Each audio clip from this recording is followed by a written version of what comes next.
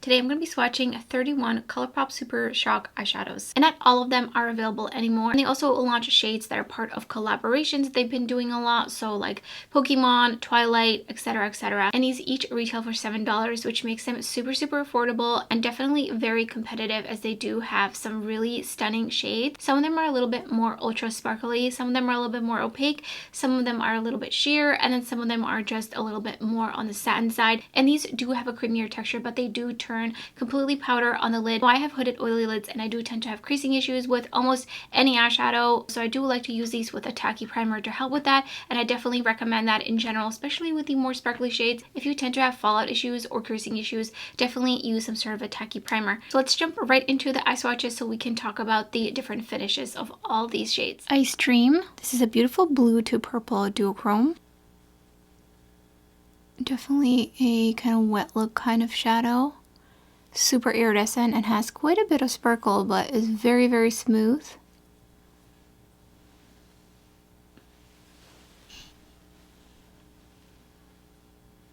Tassel, just an icy white, a little less sparkly. This one definitely feels a little bit different, kind of like it's smoother. Just going to add on a little bit more. So yeah, this one is just an icy white. It has a little bit of sparkle to it, but not as much as the other shade. Ladybird. This one is labeled as an ultra glitter, which it definitely is. But I feel like they're not all ultra glittery, even though they are labeled as such.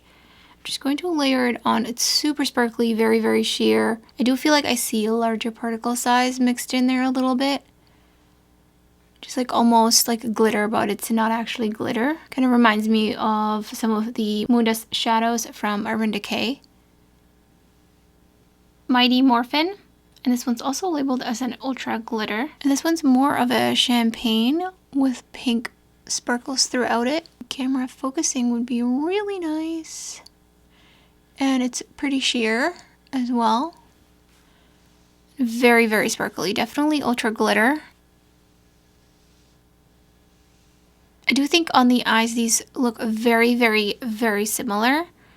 I do see just a little bit of the pink reflex in this one, but they're super similar. The Griffith, and this one is labeled as an ultra glitter, which I don't really think it is. I think you can even just tell from the way it looks in the pan that it is a bit more smooth than the usual glitter formula. And this one is quite sheer, but I feel like if you built it up even more, you could definitely get it to read a little bit more lavender, and especially with some purple leaning or lavender leaning mattes. Not really a lot of sparkle. I do see like a little bit of a blue reflect in there as well. Rooftop Cocktails, and this is a green, blue, brown duochrome, similar to Solstice, but not quite the same. I recently just did a whole dedicated video on this kind of shade, so check that one out to see the difference. This one is also an ultra glitter. I do see a little bit of sparkle. It does seem to have just a little bit more shine than this shade, but I don't think it's quite as ultra glittery. I'm going to layer it on a little bit more so you can see the green.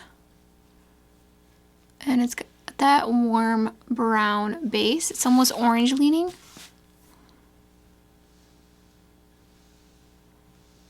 Here's Flower Child. This one is an ultra metallic. I guess I kind of see it. It just feels like some of the less sparkly ultra glitter shades. It's got a little bit more opacity to it. Definitely can be built up. It does have the sparkles kind of sitting on top. It's very champagne-y. Here's what that looks like. DGAF, this is an ultra glitter. This is not an ultra glitter. I mean, there's like, where's the sparkle? And this one's pretty opaque and it feels a little bit thicker. I have had it for a little bit, but even just compared to a few of the other shades, it just feels pretty different from them texture wise. So this one has a orangey reddish base with a golden reflect to it. And this was by far the messiest. And here's what that one looks like. And I think the gold reflect kind of brightens it up a little bit and makes it a little bit more dimensional. So it's almost kind of like a duochrome. Sequin, which is an ultra glitter. I don't know how I feel about this one being ultra glitter. This one's definitely more opaque. And it doesn't feel tuggy like the previous shade that I just swatched on the left eye. And definitely has some sparkles kind of sitting on top of it. They're very silvery. So this is a really warm brown base with the silvery sparkles on top.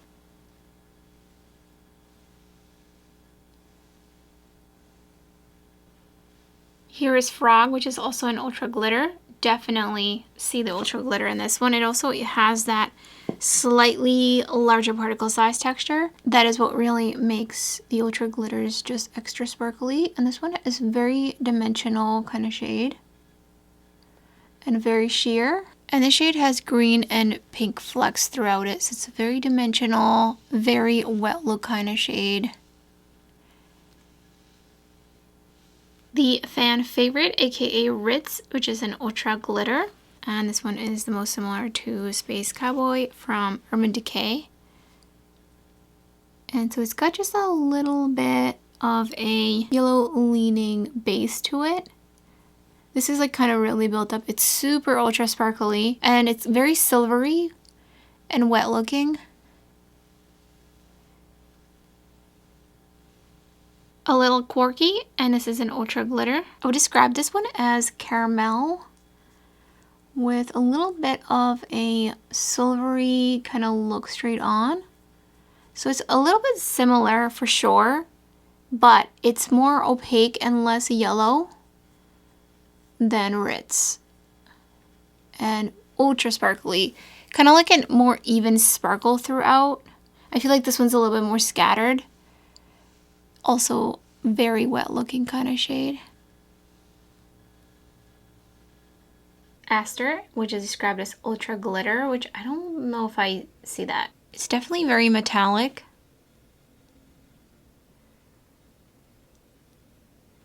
Yeah, I don't think this is ultra glitter like some of the other shades, such as Frog. It's definitely got a little bit more of a sheen, but I do definitely see like sparkles throughout it that are like a larger particle size.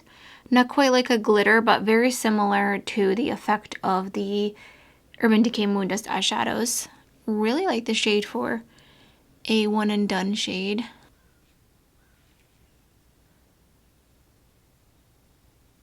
Life Coach. This one is an ultra metallic, and I feel like this looks like the same amount of sheen as the previous one that's labeled as ultra glitter. Definitely see that it's quite a bit metallic. It does look relatively sheer, so I'm gonna add on another layer. Definitely buildable. And again, I do see some more sparkle. I actually feel like this one is more sparkly than this one. Like more evenly throughout sparkly. I love this one as a one and done shade. Laame Messa, which is ultra glitter. Again, I don't think this is ultra glittery. Reminds me of the previous two shades in terms of sparkliness. And it's very champagne-y with bright pink flecks throughout it. But it does look quite sparkly on the lid for sure. A little less scattered than the other shade I had in this eye called Aster. 2014, also ultra glitter. Again, don't think it's as glittery looking or texture looking as Frog, for example. Another champagne shade.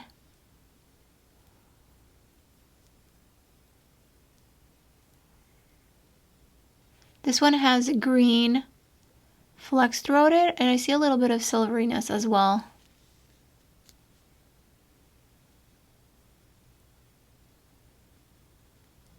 Sailor, another ultra glitter. Again, it doesn't really look that glittery. This one is kind of a beige with blue sparkles throughout it. A little bit more of a duochrome but definitely can tell that the blue sparkles, definitely can see the blue sparkles are a bit larger. And it does have some purple in it as well. Wheel Turn Ultra Glitter. This one has a little bit of a different type of texture to it. It's definitely more kind of satin, a little less silky smooth. Like the pigment has a little bit more opacity in it as well. Even though it is a lighter shade, definitely a little bit more gold leaning. And I do see some silvery flecks throughout it, but not as sparkly as some of these other shades. Silver Lake Ultra Glitter. This one does feel like it's starting to dry out, but this is a pink with a little bit more of a brighter pink reflect sparkles throughout it. Sheer but buildable and very sparkly.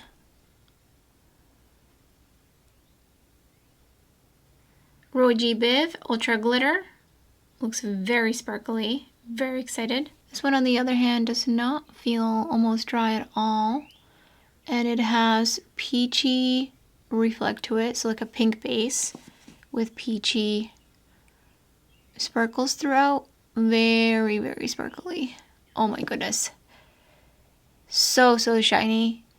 It is definitely different from this one, but they are kind of similar a little bit in tone. If anything, this one is a little bit more bubblegum in tone. Green Juice Ultra Metallic. This is a really beautiful chartreuse. Pretty opaque, I would say. Definitely has some sparkle to it. I feel like it looks a little less green. Just a little bit. I don't think it's the sparkliest, but it definitely has a lot of metallic shine. Blogger Ultra Metallic. This is a bit more of a true gold. So it's got less green in it in comparison to the other shade. And I would say it feels a little bit differently. Like the pigment feels a little bit more satin versus like super wet.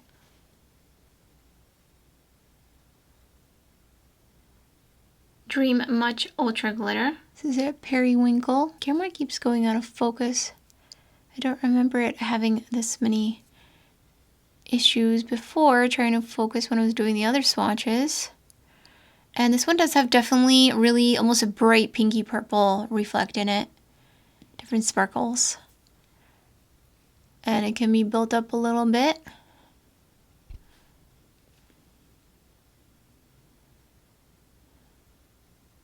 These next 8 shades are discontinued and no longer available.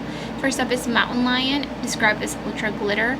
I don't really think it's ultra glittery. Like, it definitely has sparkle to it, but it seems more of like a satin smooth kind of shade. Definitely iridescent, flashing red, pink. Only think it's going to be a little bit more on the subtle side.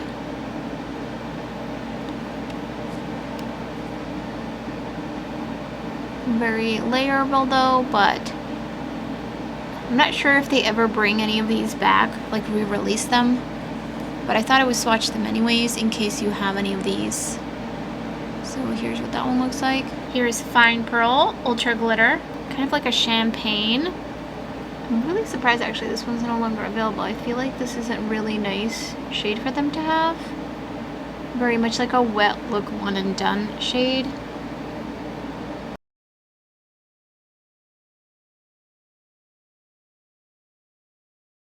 Definitely more sparkly, I would say, than the other shade.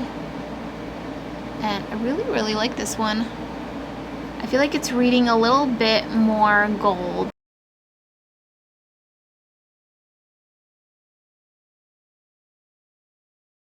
Here's Twitter Painted Ultra Glitter. This is a light mauve pink with gold sparkles throughout it. It's got a little bit more of an opacity to it, a little less sheer, but definitely I think could be sheared out.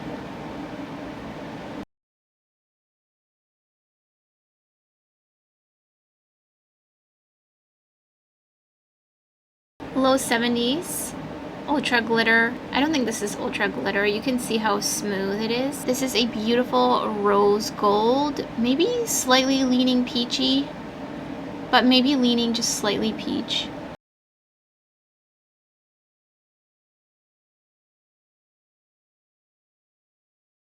Add a little bit more. It does have that rosy gold base to it, and it does have really pale gold sparkles throughout.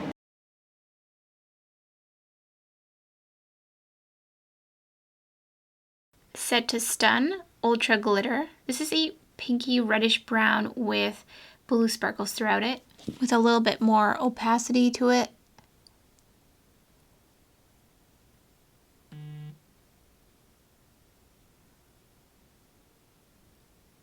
Love this one. Also very much a wet look kind of shadow.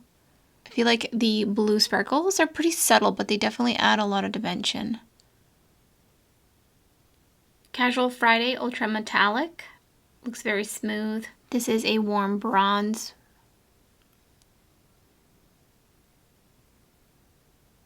Yeah, definitely not really necessarily sparkly. A little bit more opaque. It's definitely leaning a little bit more orange on my skin tone.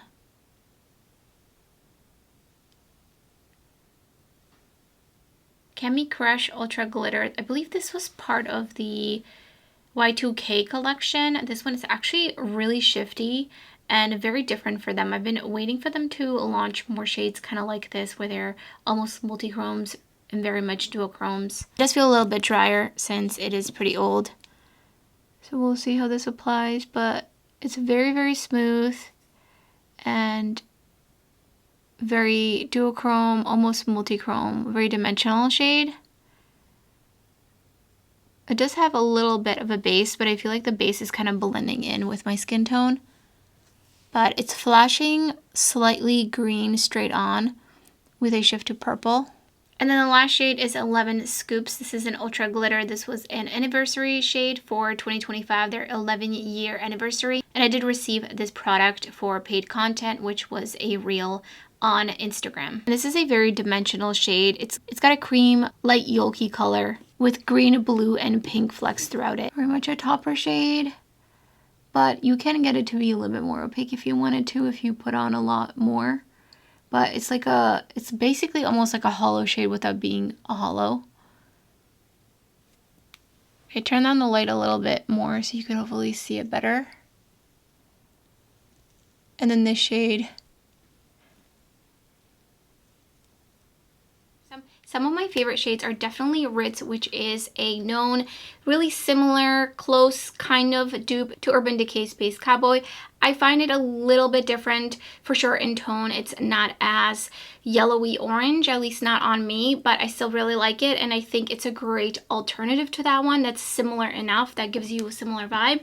Next up, I really like Ice Dream. I do have that on the inner swoop of my lid, and this is a beautiful iridescent duochrome that is very wet looking and again really affordable for being a duochrome like that. I also really like Frog, which is what I have on the center of my lid towards the outer corner, and I just really like the multicolor flecks throughout this one because it's not just a neutral, it has a little bit of extra dimension to it because of the blue and pink flecks throughout it. Also, Rooftop Cocktails is a great option if you like Urban Decay's Solstice. This is a very, very similar, very well looking, also very smooth, very similar in texture for sure, and color as well. Also, Sailor is a dimensional neutral. It does have green flecks throughout it, which I think makes it just a little bit special from all these other shades. Another shade is Eroji Biv. I love this one. I love the tone of it, and I love the gold reflect to it. It's just a really beautiful pink shade. It actually matches my backdrop a little bit, and this one you can definitely get a little bit more opaque if you would like, but I do really like the color and the concept of that one. Again, it's a little bit more like a duochrome, a little bit more special. Ladybird is a good one if you want more of an icy topper shadow that gives a wet effect look. Definitely recommend a tacky primer with this one. You might experience some sort of fallout. It's very, very sparkly, which makes it really great to layer over some of the the other shades in here, or just over any sort of matte, any sort of other shimmer that might not be as sparkly. You can add a little bit of pizzazz. And then the last shade I really like is a little quirky. I think this is a great bronzy shade that has a little bit more opacity if that's something you're looking forward to. I hope this video was helpful for anyone who is looking into buying some Super Shock shadows. They are available at Ulta as well as the Colourpop website, and Colourpop does run sales pretty often. Actually, at the time I'm filming this, they're having a sale, so these are only $5, which I think is such a steal. I would recommend to pick up only a couple of shades just to start off of, because they do dry out. They do take quite a bit of time to dry out, and of course you need to make sure you have the lid really properly tightened after every use, so it is something to consider before buying 10 shades. Let me know in the comments below which of the shades is your favorite from Colourpop. Are there any that you didn't see in this video that are just your absolute must-haves? I would love to hear your thoughts. And if you enjoyed the video and you like this kind of content, I will have some of my other videos that are similar to this one up on the screen. So thank you so much for watching. I hope to see you next time.